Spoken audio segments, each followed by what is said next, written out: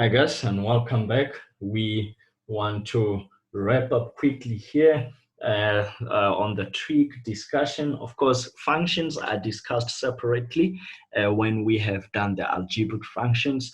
Then we will discuss trigonometric functions. So I haven't covered that as yet, and so I will not discuss trig functions at this stage. But I will, of course, discuss general solutions as my last section for this talk on geometry, right? So let us now quickly have a look at the first identity that you are going to look at, the quotient identity. The quotient identity, if you may recall from grade 10, I discussed this in my grade 10 video. It says that the sine of theta over the cosine of theta is actually tan theta. And there is a restriction that we should put here. The restriction is that cos theta should not be 0 because we don't want to divide by 0. But we see that cos theta, cos 90 rather, is 0. Cosine of 270 is also 0. And I'll show you just now what I mean. Let me just quickly activate the graph of cosine there, and then you will be with me. There it is. Let us see. Here we have, look at this, cos 90 is 0, cos 270 is 0, cos 450 is 0, 630 is 0, minus 90 is 0. So we notice some funny pattern here that we can say actually whenever theta, okay, whenever theta is a multiple, certain multiple of 90, okay, we're gonna get a 0. The cosine will be 0. Here, it is 90 times 1. Here, it is 90 times 3. There, what is it? I think that's a 90 times 5, okay? So you can see that actually somehow for every odd multiple of 90, whenever 90 rather is multiplied by an odd integer, okay? By an odd integer, then we see that we're going to have a problem. And that makes sense because even in the tan graph, I'm just going to deactivate the cosine graph quickly. Even in the tan graph, tan 90 is actually not defined. As a matter of fact, that is the main reason tan 90 is not defined, because you cannot divide by 0. Look at that. That's why, look at that. Look at that. The tangents move in opposite direction whenever 90 is a multiple of an odd integer. So that is a crucial thing to note, a key restriction, I should say, that you guys need to be aware of, that if you want this identity to work, then theta should not be 90 degrees or 270 degrees. In general, we can say theta should be 90 times a even integer, okay, or should be such that it is not, okay, a multiple of, is not 90 multiplied by some odd integer. Yeah, right? So let's now go and prove this identity. So I've got my diagram already set up here, and by now you know how to set up these triangles. I'm going to prove the identity, the quotient identity that says sine theta over cos theta is tan theta. And as we said from this previous discussion that we had, theta must be k times 90, and this k should be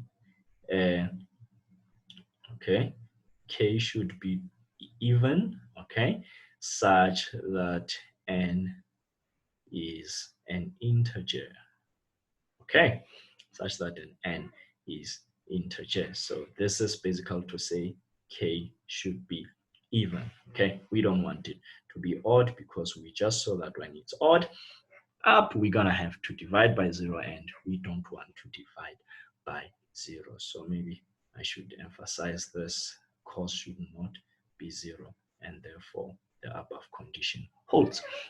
So we know sine theta is what? Y over r.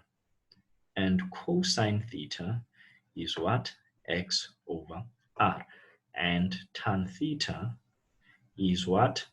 Y over x, okay? This comes from the common acronym that you now know, SOHCAHTOA. Excuse me for the slip there. I just prepared now. That's really terrible. That's awful, okay? Yeah. Okay, SOHCAHTOA, right?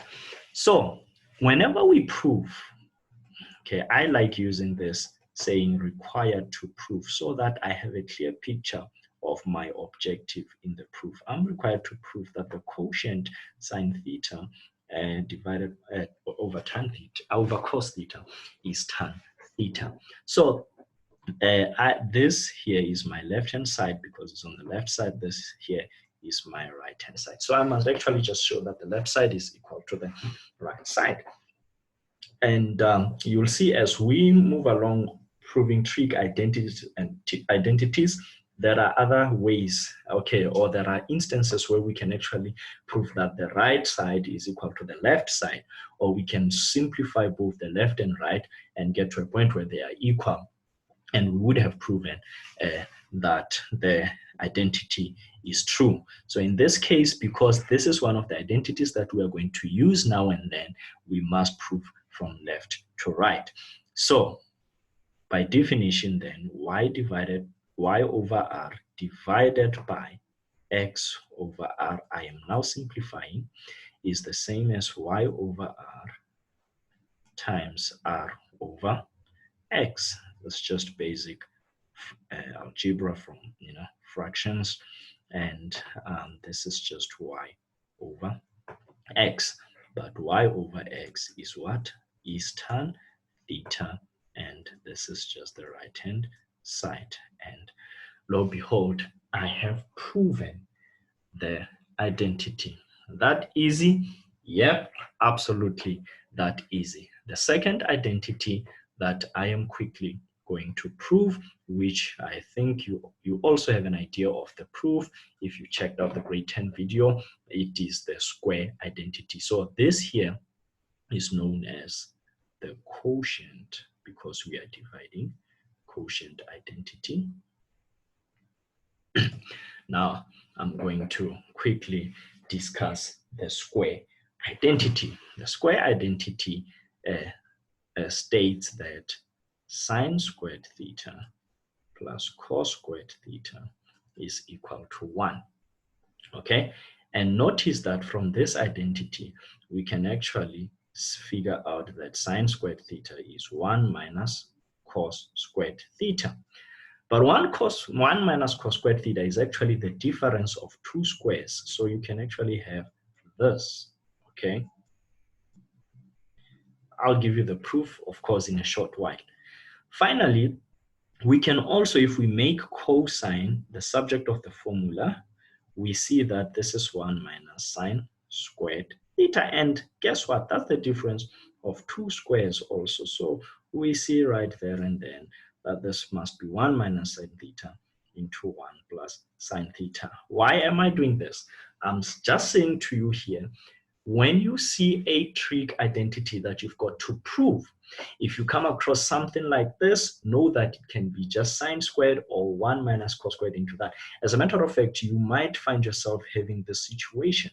Then know that if you have 1 minus cos theta into 1 plus cos theta, you can simply turn that into 1 minus cos squared theta or simply sine squared theta. Of course, it will depend on the case you have. What do you want what to divide by what? Okay, so this is quite important. This identity is key because it gives us other identities that we can derive. So we don't have to prove the other identities, we just have to prove this identity. So what, again, we are required to prove, okay, that sine squared theta plus cos squared theta is equal to 1. All right, so in other words, can you show that the left-hand side is equal to the right-hand side? So notice how I write my proof. I just focus on the left side to show that it is equal to the right-hand side. So I'm going to do the same thing here. Go ahead. By definition, sine is y over r. I've got to square that, and cos is x over r. I have to square that. And now moving on, this is just y squared over r squared plus x squared over r squared. Okay, you know, when you have the same denominator, you can simply just divide by it and add whatever the numerators are. And there I have y squared plus x squared all over r squared. But x squared plus y squared is actually r squared. So I have r squared over r squared. When you take something and divide it by something, by the same thing, you're actually going to get 1. And this is my right-hand side. I have proven, and that's the end of my proof. Yes, that easy, guys. It is not rocket science. You will realize this is the same idea when we prove our other identities. Of course, in the other identities, we're gonna use reduction formula, as I already indicated, and we might need to use the square identity, and we might need to use that quotient identity.